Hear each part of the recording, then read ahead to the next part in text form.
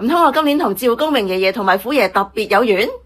話說年頭我其中一位老師開咗一個冥想班，幫我哋 connect 趙公明爺爺。但係上堂嗰日一朝早一擘大眼碌 IG 嘅時候，第一個 post 就即刻有一個師傅喺一間台灣廟嗰度介紹趙公明元帥，仲話睇完呢個 post 之後就一齊接財神啦。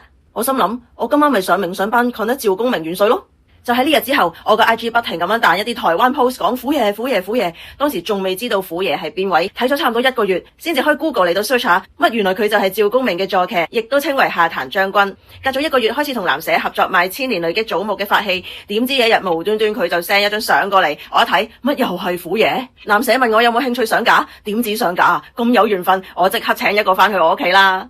點知近排我又去探一個做錄音師傅嘅朋友，一上到佢個壇度，佢又問我拜唔拜財神啊？跟住我一望，咦，原來又係趙公明元帥。跟住到上個星期陪我個朋友去黃大仙廟嗰度諗住拜月老啦，點知又見到趙公明爺爺喺度喎。哇！我真係覺得今年同趙公明元帥同埋虎爺特別有緣啊！